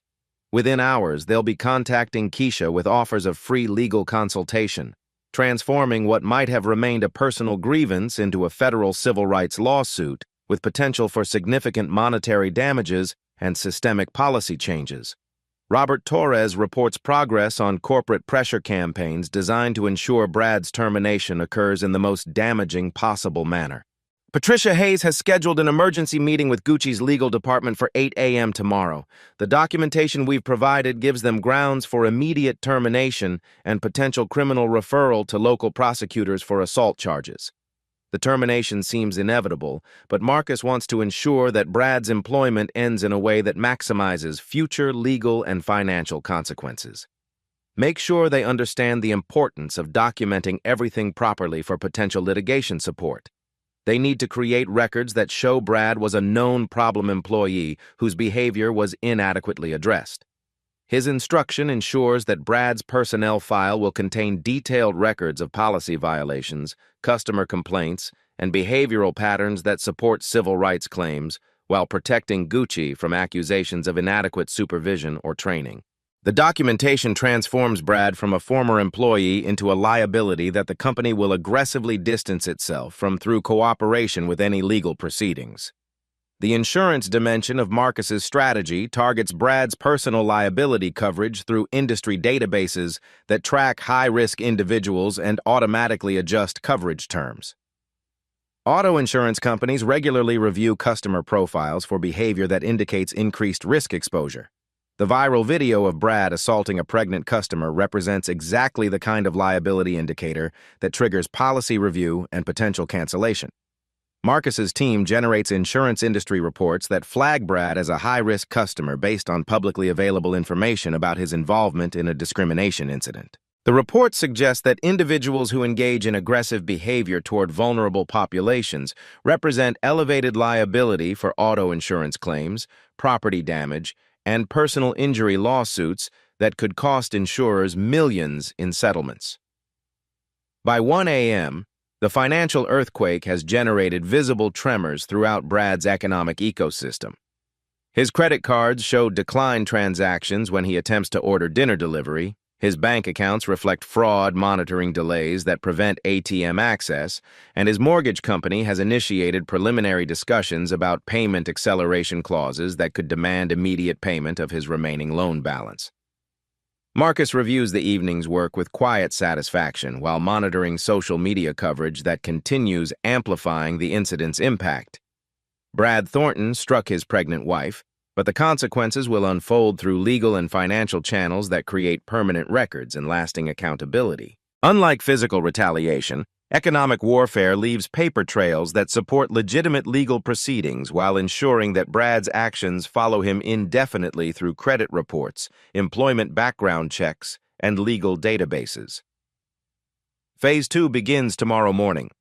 Marcus announces to his team as they prepare to continue monitoring overnight algorithmic operations. I want real estate transactions, employment opportunities, and business relationships to become increasingly unavailable to Mr. Thornton. Nothing illegal, nothing directly traceable, just the natural consequences of being identified as someone who assaults pregnant women. The strategy recognizes that modern accountability operates through interconnected systems of credit, employment, housing, and social networking that can isolate individuals more effectively than traditional punishment while maintaining legal and ethical boundaries. Brad's viral notoriety will make him unemployable in luxury retail, uninsurable for personal liability, and unrentable in any property managed by companies concerned about tenant behavior and potential legal exposure. As Marcus finally leaves his office at 2 a.m., Brad Thornton's carefully constructed middle-class existence is dissolving through algorithmic adjustments and systematic pressure that will accelerate exponentially throughout the following day. The financial earthquake has only just begun, and its aftershocks will continue reshaping Brad's reality until he understands the true cost of putting his hands on someone who turned out to possess resources he never imagined possible. The war room's computers continue operating through the night, executing trades and generating reports that transform personal justice into market forces, ensuring that tomorrow will bring consequences that no amount of apology or corporate damage control can possibly reverse. The Beverly Hills Police Department receives the first formal complaint at 6:23 a.m. when Detective Sarah Mills arrives to find 17 voicemails demanding investigation into the assault captured on viral video. Detective Mills, a 15-year veteran specializing in hate crimes and civil rights violations, reviews the TikTok footage while sipping coffee that has already gone cold. The evidence is unambiguous. A retail manager striking a pregnant customer requires immediate investigation regardless of the social media attention. She drives to Gucci Beverly Hills at 7:45 a.m., arriving before the store opens to find 3 news vans already positioned across the street. The reporters recognize the significance of police involvement, transforming what began as viral outrage into a criminal investigation with potential federal civil rights implications. Detective Mills notes the security cameras positioned throughout the store's exterior and interior, recognizing that comprehensive video evidence will either corroborate or contradict the social media footage. Patricia Hayes arrives 30 minutes early for her emergency meeting with corporate legal, her stomach churning as she reviews the documentation that mysteriously appeared in her inbox overnight. The files contain customer complaint records spanning 18 months, employee incident reports she doesn't remember seeing, and behavioral pattern analysis that paints Brad Thornton as a systematic discriminator rather than someone who made a single poor decision. The legal team's conference call begins at 8 a.m. sharp with participants from New York headquarters, Los Angeles regional office, and external counsel specializing in employment law and civil rights litigation. Chief Legal Officer Margaret Foster reviews the overnight developments with growing alarm. Viral video with millions of views, celebrity boycott announcements, police investigation initiated, and documentation suggesting the company failed to address known discriminatory behavior. "We're looking at potential liability in multiple jurisdictions," Foster explains to the assembled team. "Federal civil rights violations, state assault charges, employment discrimination claims, and possible negligent supervision if we can demonstrate that management knew about his behavior patterns and failed to take corrective action." Patricia presents the overnight documentation with carefully neutral language that doesn't reveal her suspicions about its convenient timing and comprehensive nature. "These records suggest Mr. Thornton has been written up for customer service issues involving minority customers, but the corrective actions were limited to verbal counseling and mandatory training that apparently didn't modify his behavior." The legal team recognizes the trap they're facing. Inadequate documentation makes them appear negligent, but comprehensive records suggest they knew about problems and failed to prevent escalation. Either position creates liability exposure that threatens both financial settlements and regulatory sanctions from employment enforcement agencies. Meanwhile, Brad Thornton's morning begins with a series of financial catastrophes that seem unrelated but collectively create an impossible situation. His mortgage company calls at 7:15 a.m. requesting immediate employment verification due to irregularities in his credit profile. His car loan servicer follows at 7:32 a.m. with similar demands. By 8 a.m., all 3 of his credit cards have been suspended pending fraud investigation. His bank account shows a hold on his direct deposit pending source verification, effectively freezing his access to the paycheck he received 2 days earlier. The automated customer service system provides no explanation beyond enhanced security protocols, and transfers him to fraud prevention specialists who aren't available until business hours. Sarah Carter, Brad's assistant manager, arrives at work to find Detective Mills waiting in the parking lot. The detective's questions focus on witness testimony about the previous day's incident, but Sarah recognizes that her responses will determine both the investigation's direction and her own professional survival. She provides a detailed, honest account that confirms the viral video's accuracy while emphasizing her attempts to de-escalate the situation. "Mr. Thornton became increasingly agitated throughout the interaction," Sarah explains, choosing her words carefully. "The customer remained professional and calm, but he seemed to interpret her composure as defiance or disrespect. When she tried to leave, he blocked her path and became physical." Detective Mills records the interview while noting Sarah's obvious discomfort with defending her supervisor's behavior. The assistant manager's testimony provides corroboration that transforms the incident from a he said, she said dispute into documented assault with credible witness verification. Corporate investigators arrive at 9 a.m. to conduct their internal review while the store remains closed to customers.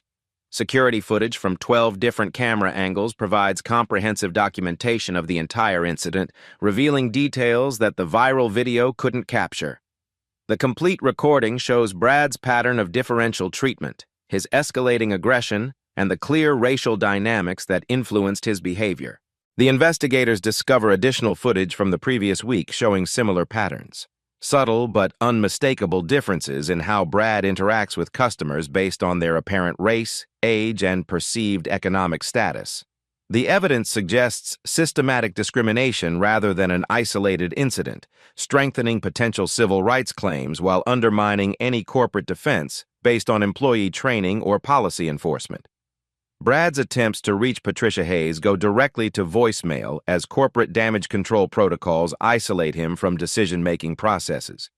His union representative, contacted for emergency consultation, reviews the viral video and advises immediate resignation rather than fighting termination. The evidence is too clear, the public attention too intense, and the legal exposure too significant for any realistic defense strategy. Private investigation reports commissioned by Marcus's team begin reaching their intended recipients through carefully orchestrated channels. Employment attorneys receive comprehensive documentation of Brad's discriminatory behavior patterns. Civil rights organizations obtain copies of customer complaints that were inadequately addressed. Local prosecutors receive legal analysis suggesting federal hate crime charges might be appropriate given the assault's racial dynamics. The financial pressures intensify throughout the morning as algorithmic systems continue generating negative credit events. Brad's car insurance company initiates policy review based on behavioral risk indicators that could result in coverage cancellation. His renter's insurance follows similar protocols. His cell phone carrier flags his account for payment review after his automatic payment method is declined due to banking holds. Keisha Washington meets with civil rights attorney David Carter at 10 a.m. in his Century City office overlooking the same Beverly Hills corridor where yesterday's incident occurred. Attorney Carter has reviewed the viral video, investigated Brad's background, and researched Gucci's corporate policies regarding customer service and discrimination prevention. His preliminary assessment suggests significant damages, potential, and strong likelihood of successful federal civil rights litigation. The video evidence is unambiguous, Carter explains while reviewing legal precedents displayed on his conference room screens. Assault of a pregnant woman, clear racial dynamics, corporate entity with deep pockets and reputation concerns. The challenge will be demonstrating that this represents systematic discrimination rather than individual misconduct. The legal strategy focuses on pattern evidence that transforms Brad's behavior from isolated incident into institutional failure. Carter's team has already identified similar complaints against other luxury retailers, suggesting industry-wide discrimination problems that federal enforcement agencies might want to address through comprehensive settlements and court-supervised policy changes. Corporate headquarters reaches the inevitable conclusion by 11 a.m. Brad Thornton's employment must be terminated immediately to limit legal exposure and demonstrate corporate accountability. The termination package includes comprehensive documentation of policy violations, witness statements, and security footage that will support cooperation with any criminal investigation while protecting the company from negligent supervision claims. Patricia Hayes delivers the termination notification via phone call that lasts exactly 3 minutes. Brad's corporate access is revoked immediately. His final paycheck will be mailed within 48 hours, and any company property must be returned within 24 hours. The conversation is recorded for legal documentation and includes specific language about cooperation with ongoing investigations. Brad's response shifts from shock to anger to desperate negotiation attempts that reveal his growing understanding of the forces arrayed against him. This is about one incident, he argues. One mistake that got blown out of proportion by social media. I've been a loyal employee for 8 years. Mr. Thornton, the investigation has revealed a pattern of behavior that violates company policy and creates legal liability. Patricia responds with language approved by corporate legal. This decision is final and effective immediately. The termination triggers additional financial consequences through unemployment insurance complications, health insurance loss, and professional reference problems that will make future employment in retail management nearly impossible. Brad's LinkedIn profile shows immediate activity as recruiters and colleagues distance themselves from association with viral discrimination incidents. Local news coverage expands beyond the initial incident to examine broader patterns of discrimination in luxury retail, using Brad's case as a launching point for investigations into industry-wide practices. Reporter Amanda Foster interviews former employees of various Beverly Hills retailers who describe similar incidents involving minority customers and discriminatory service patterns that rarely receive public attention. The investigative reporting reveals that Brad's behavior wasn't exceptional within luxury retail culture, but his decision to escalate to physical violence crossed a line that most discriminatory employees avoid. The coverage suggests systematic problems requiring policy changes, enhanced training, and potentially regulatory oversight of luxury retail customer service practices. By noon, the unraveling is complete. Brad Thornton has lost his job, his financial stability, his professional reputation, and potentially his freedom if criminal charges are filed. The comprehensive nature of his downfall appears to result from market forces and institutional responses to viral accountability. But the speed and thoroughness suggest coordination that he cannot comprehend or counter. Detective Mills completes her preliminary investigation with recommendations for assault charges and potential hate crime enhancements based on the racial dynamics evident in the security footage. The case file will be forwarded to the district attorney's office for prosecution decisions, while federal investigators review potential civil rights violations that could result in additional charges. The viral video that started as customer outrage has evolved into comprehensive accountability through legal, financial, and professional channels that ensure lasting consequences. Brad's attempt to exert power over someone he perceived as vulnerable has resulted in the complete destruction of his own power and status, demonstrating that in an interconnected world, abuse of authority can trigger responses far beyond the original victim's ability to seek individual justice. The investigation's findings will be compiled into reports that support civil litigation, criminal prosecution, and corporate policy changes designed to prevent similar incidents.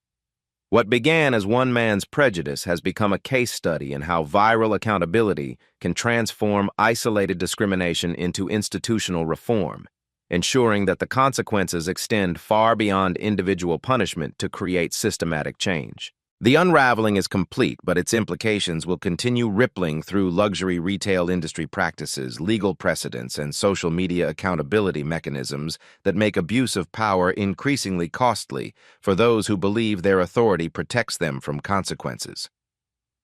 The Beverly Hills Hotel's Crystal Ballroom transforms into a media staging area by 9 a.m., its opulent chandeliers casting light on equipment that will broadcast Keisha Washington's first public statement since the viral incident.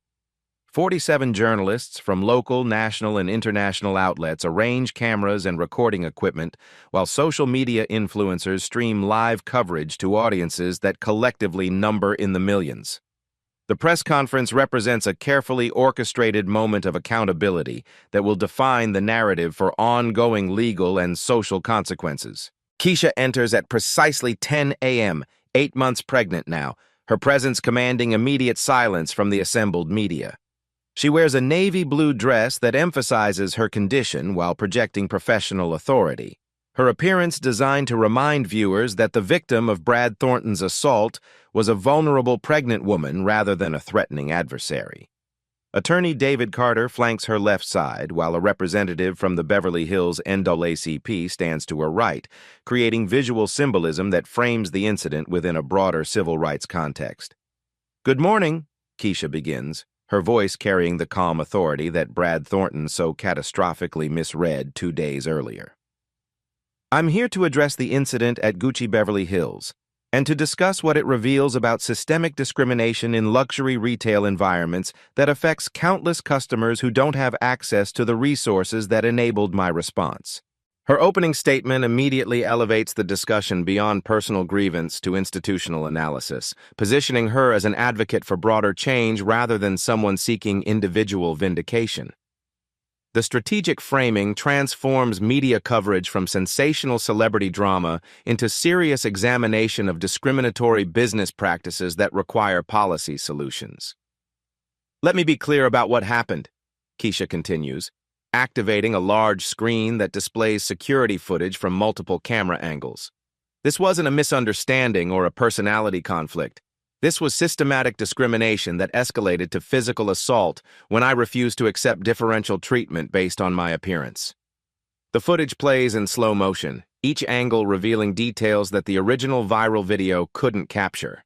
Brad's body language throughout the interaction demonstrates increasing agitation not with Keisha's behavior, but with her refusal to conform to his expectations about how someone of her perceived social status should respond to his authority.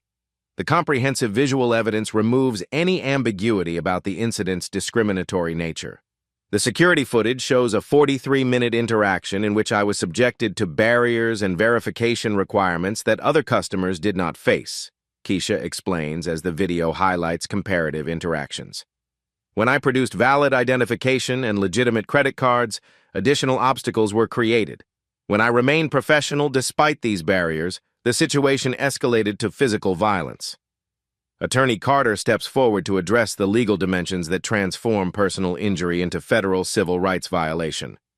Our investigation has revealed that Mr. Thornton's behavior represents a pattern of discriminatory treatment spanning 18 months and affecting dozens of customers. This isn't an isolated incident, but evidence of institutional failure to address known discriminatory practices. The legal framing introduces documentation that Marcus's investigators compiled and strategically leaked to ensure maximum impact. Customer complaint records, employee witness statements, and behavioral pattern analysis paint Brad as a systematic discriminator whose actions violated federal civil rights laws while creating corporate liability for inadequate supervision and training. We've filed a federal civil rights lawsuit against both Mr. Thornton individually and Gucci Corporation, Carter announces, distributing legal documents to reporters who immediately begin photographing key passages. The suit seeks monetary damages, but more importantly, comprehensive policy changes that will prevent similar discrimination against future customers. The lawsuit demands extend beyond financial compensation to include mandatory bias training for all employees, enhanced corporate oversight of customer service interactions, and regular audits by independent civil rights organizations. These systemic changes represent the kind of institutional accountability that transforms individual incidents into industry-wide reform. Keisha resumes control of the narrative with personal testimony that humanizes the legal and policy discussions. I'm fortunate to have resources that enabled me to respond effectively to this discrimination, but I think about all the women who face similar treatment without the ability to demand accountability. Every customer deserves dignity and respect regardless of their appearance or perceived economic status. The statement positions her as advocate rather than victim, someone using privilege and resources to create change that benefits others who lack similar advantages. This strategic self-presentation generates sympathy while avoiding the perception that she's seeking special treatment or excessive compensation for personal injuries. Questions from reporters focus initially on the financial impact of Marcus's response, with several journalists asking about the apparent coordination between the viral incident and Brad's rapid economic collapse. Keisha navigates these inquiries with diplomatic language that acknowledges her husband's business capabilities without confirming specific retaliatory actions. My husband is a successful businessman who understands that markets respond to reputation and risk assessment. She responds to direct questions about Brad's financial difficulties. When someone's behavior creates legal liability and public relations problems, financial institutions and employers naturally reassess their relationships with that individual. The response provides plausible deniability while acknowledging the systematic nature of Brad's downfall.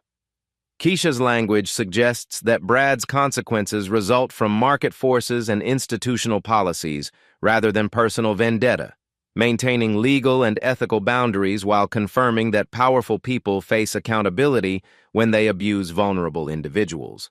Representative Maria Gonzalez from the Beverly Hills NAACP addresses the broader social implications that extend beyond individual legal proceedings. This incident demonstrates how discrimination persists in environments that profit from claims of luxury and exclusivity.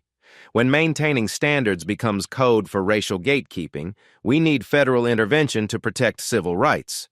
The civil rights framing introduces policy solutions that could affect luxury retail practices nationwide. Proposed legislation would require federal oversight of customer service training, mandatory reporting of discrimination complaints, and financial penalties for businesses that fail to address systematic discriminatory behavior. Social media reaction to the press conference generates immediate trending topics that maintain public attention while shaping political pressure for legislative responses. #luxury accountability and #retail justice become platforms for customers to share their own experiences with discrimination in high-end retail environments, creating a crowdsourced database of incidents that support calls for systematic reform. Brad Thornton's attempted response appears on social media 30 minutes after the press conference concludes. A rambling video statement recorded in his apartment that reveals his complete failure to understand the forces he's confronting. His apology focuses on personal stress and corporate pressure while avoiding acknowledgement of the discriminatory behavior that created legal liability. "I want to apologize to Mrs. Washington for my unprofessional behavior," Brad says to his phone camera, his appearance suggesting someone who hasn't slept in 48 hours. "I was under a lot of pressure to meet sales targets, and I made a serious error in judgment that I deeply regret." The apology's inadequacy becomes immediately apparent through social media commentary that dissects every word for evidence of genuine remorse versus damage control. Brad's focus on his own pressure and stress while minimizing the discriminatory nature of his actions generates additional outrage rather than sympathy, demonstrating his continued failure to understand the moral and legal implications of his behavior. Corporate response from Gucci arrives simultaneously through carefully coordinated statements that distance the company from Brad's actions while announcing policy changes designed to prevent similar incidents. CEO Alessandro Michele personally addresses the media via video conference from Milan, his statement combining accountability with forward-looking reform commitments. "The behavior shown in this incident violates every principle that guides our company's relationship with customers," Michelle states, while flanked by diversity and inclusion executives. "We have terminated Mr. Thornton's employment and implemented enhanced training protocols that will ensure all customers receive respectful service regardless of their background or appearance." The corporate response includes specific policy changes that civil rights advocates demanded: mandatory bias training for all customer-facing employees, independent auditing of customer service interactions, and creation of customer advocacy positions within corporate management structure. These changes represent exactly the kind of institutional accountability that transforms individual incidents into systematic reform. Financial market reaction to the press conference demonstrates the economic impact of viral accountability on corporate reputation and stock performance. Kering SA, Gucci's parent company, continues declining in European markets, while analysts downgrade luxury retail stocks based on concerns about discrimination liability and potential boycott movements affecting the entire sector. Celebrity engagement amplifies the press conference's impact through social media platforms that reach demographics beyond traditional news consumption. Oprah Winfrey tweets support for Keisha's advocacy while announcing her intention to use her platform to examine discrimination in luxury retail environments. Rihanna posts Instagram stories showing her own experiences with differential treatment in high-end stores, adding her voice to calls for systematic change. The celebrity amplification transforms the press conference from news event into cultural moment that generates sustained attention and political pressure for legislative responses. Entertainment industry support provides mainstream legitimacy while maintaining focus on institutional rather than individual solutions. Legal experts appearing on cable news programs throughout the afternoon analyze the federal civil rights lawsuit's potential impact on luxury retail industry practices.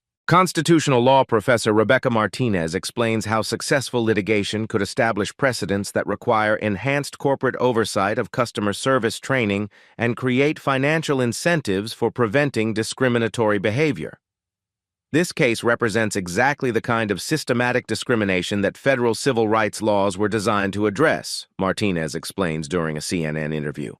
When companies profit from exclusivity while engaging in racial gatekeeping, federal intervention becomes necessary to protect constitutional rights. The academic analysis provides an intellectual framework for policy discussions while validating the legal strategy that positions individual discrimination within a broader constitutional and civil rights context. Legal scholarship supports the argument that luxury retail discrimination requires federal rather than state-level solutions. As evening approaches, the press conference's impact becomes measurable through social media engagement, news coverage, and corporate policy announcements that extend far beyond the original incident. Keisha's strategic presentation has transformed viral outrage into sustained accountability that generates legal, financial, and policy consequences extending throughout the luxury retail industry. The public reckoning demonstrates how individual incidents can catalyze systematic change when victims possess resources and platforms necessary to demand institutional accountability. Keisha's pregnancy initially made her vulnerable to Brad's aggression, but her subsequent response has created protection for countless future customers who will benefit from enhanced policies and federal oversight of discriminatory business practices. The press conference concludes with Keisha's final statement that positions current legal proceedings within the broader historical context of civil rights advocacy. Change happens when individuals refuse to accept discrimination as normal business practice. Today's accountability creates tomorrow's protection for everyone who believes that dignity and respect should be universal rather than privileges reserved for people who look a certain way or carry specific credit cards. The words resonate beyond immediate legal and policy implications to capture the moral transformation that viral accountability can generate when combined with strategic advocacy and institutional resources.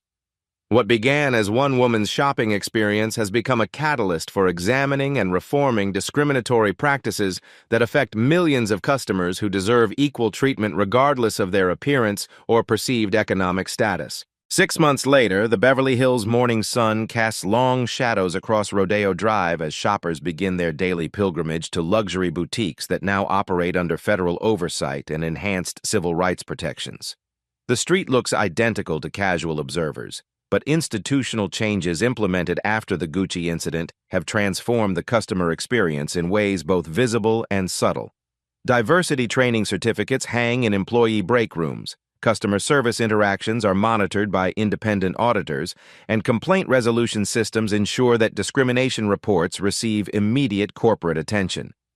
Keisha Washington emerges from her Tesla Model S in the parking structure beneath Saks Fifth Avenue, her 3-month-old daughter sleeping peacefully in a carrier designed by engineers who understand both luxury and functionality. The baby's presence transforms Keisha's shopping experience from routine retail transaction into symbolic victory. She now navigates these spaces as both successful customer and protective mother, her very presence representing the changes that her advocacy generated. The Saks customer service team recognizes her immediately, not from viral video infamy but from corporate diversity training materials that use her story as a case study in respectful customer engagement. Store manager Jennifer Kim approaches with professional warmth that appears genuine rather than performative, her greeting acknowledging Keisha's preferences and shopping history without excessive deference or artificial enthusiasm. "Mrs. Washington, welcome back. How can we assist you today?" Jennifer's tone carries the respect that should have been standard practice all along, but required federal intervention and corporate policy changes to become universal across luxury retail environments. "I'm looking for something elegant for the Children's Hospital Charity Gala next month," Keisha responds, her request carrying echoes of the shopping trip that triggered systematic change throughout the luxury retail industry. Something that accommodates nursing while maintaining professional appearance. The interaction proceeds smoothly without verification requirements, credit checks, or artificial barriers that once characterized discriminatory customer service. Jennifer escorts Keisha through the store while providing detailed information about designers, fabrics, and alteration timelines, her service exemplifying the respectful treatment that corporate training programs now mandate for all customers, regardless of appearance or perceived economic status. Across the street, the Gucci Beverly Hills location operates under new management, following the comprehensive corporate restructuring that resulted from federal civil rights litigation. Brad Thornton's former position has been eliminated in favor of a team-based customer service model that prevents individual employees from wielding discriminatory authority over customer access to merchandise or services. The changes represent exactly the kind of institutional accountability that transforms individual incidents into systematic protection. Brad himself works at a discount electronics retailer in Van Nuys, his fall from luxury retail management to commission-based sales representing the natural consequences of viral accountability and systematic discrimination. His financial recovery remains incomplete despite 18 months of credit rehabilitation efforts. The algorithmic destruction of his economic foundation created permanent damage that continues affecting his housing options, insurance coverage, and employment opportunities. His modest apartment reflects the economic reality of someone whose discriminatory behavior generated consequences that extended far beyond immediate termination. The living space contains furniture from secondhand stores and electronics that represent practical necessity rather than aspirational consumption. Brad's transformation from gatekeeper of luxury goods to someone excluded from the economic circles he once policed demonstrates how quickly social hierarchies can reverse when individual authority exceeds institutional protection. The discrimination incident's legal resolution provided financial compensation that Keisha used to establish the Washington Foundation for Retail Justice, a nonprofit organization that monitors luxury retail practices and provides legal support for customers experiencing discriminatory treatment. The Foundation's Beverly Hills office occupies space 3 blocks from the original Gucci incident, its location serving as both practical headquarters and symbolic reminder that accountability mechanisms now exist where once only individual vulnerability prevailed. Foundation Director Dr. Angela Torres reviews monthly reports that document discrimination complaints, corporate compliance with federal oversight requirements, and the measurable improvement in customer service equity across luxury retail environments. The data confirms that systematic change is possible when individual incidents generate sustained institutional pressure rather than temporary public attention. Discrimination complaints are down 67% across monitored luxury retailers. Dr. Torres explains during her monthly presentation to foundation donors and civil rights advocates. More importantly, complaint resolution times have improved by 83%, suggesting that companies are taking discrimination reports seriously rather than dismissing them as isolated customer service issues. The Foundation's success demonstrates how strategic advocacy can transform viral moments into lasting institutional change. Keisha's response to Brad's discrimination created legal precedents, corporate policies, and federal oversight mechanisms that protect countless customers who lack the resources to demand individual accountability for discriminatory treatment. Marcus Washington continues operating his financial empire from the same Goldman Sachs Tower office where he orchestrated Brad's economic destruction, but his methods have evolved to focus on systematic rather than individual targets. His current project involves identifying luxury retailers with persistent discrimination patterns and creating economic pressure that encourages voluntary compliance with enhanced civil rights protections rather than waiting for viral incidents to force reactive changes. The couple's charitable activities now include annual galas that raise millions for organizations combating retail discrimination, educational inequality, and economic barriers that prevent equal access to quality goods and services. Their wealth, which once served primarily to insulate them from discrimination, now actively works to create systemic protection for others who face similar barriers based on race, gender, pregnancy status, or perceived economic position.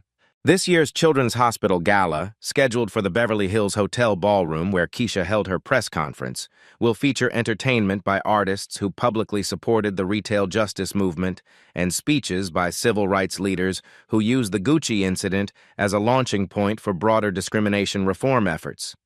The event represents both charitable fundraising and continued advocacy for the institutional changes that transformed individual trauma into collective protection. The baby in Keisha's arms represents hope for a generation that will grow up in retail environments where discriminatory treatment triggers immediate accountability, rather than requiring viral videos and federal lawsuits to generate basic respect. Her daughter will shop in stores where customer service training emphasizes dignity and equality rather than social gatekeeping and economic discrimination. As Keisha completes her purchase and prepares to leave Saks Fifth Avenue, she pauses to examine the customer service charter displayed prominently near the entrance. The document outlines specific commitments to respectful treatment, complaint resolution procedures, and federal oversight compliance that resulted directly from her advocacy following Brad's assault. The institutional changes represent victory not just for her individual case, but for every future customer who will benefit from enhanced protection against discriminatory business practices. Walking toward her car while carrying both shopping bags and her sleeping daughter, Keisha embodies the transformation that viral accountability can generate when combined with strategic advocacy and institutional resources. Her shopping trip, routine now but revolutionary in its normalcy, demonstrates how individual courage can create systematic change that extends far beyond personal vindication to generate lasting protection for vulnerable populations. The morning sun continues rising over Beverly Hills, illuminating streets where luxury retail now operates under federal oversight and enhanced civil rights protections. The changes are subtle but profound. Discrimination still exists, but it no longer operates with institutional impunity or individual immunity from consequences. In corporate boardrooms, customer service training programs emphasize dignity and respect as business imperatives rather than optional courtesies. In legal offices, civil rights attorneys monitor retail practices with tools and precedents that make discrimination increasingly costly for businesses that prioritize exclusivity over equality. In government agencies, federal oversight mechanisms ensure that luxury retail environments provide equal access to all customers regardless of their appearance or perceived economic status. The new dawn represents not the end of discrimination, but the beginning of systematic accountability that makes prejudicial treatment increasingly difficult to justify or sustain. What began with one man's violent assertion of social hierarchy has evolved into institutional transformation that protects countless individuals who deserve dignity and respect as fundamental rights rather than privileges reserved for customers who conform to arbitrary demographic expectations. Brad Thornton's moment of discriminatory violence created ripple effects that continue expanding through legal precedents, corporate policies, and social expectations that demand equality in environments where exclusivity once provided cover for systematic prejudice. The changes ensure that future incidents will face immediate accountability rather than requiring viral videos and federal litigation to generate basic respect for civil rights and human dignity. The story of Keisha Washington and Brad Thornton demonstrates how individual courage, combined with strategic resources and systematic advocacy, can transform moments of injustice into lasting institutional change. Every shopping trip, every customer interaction, every moment when dignity is respected or violated contributes to the ongoing struggle for equality in spaces where economic privilege intersects with social prejudice.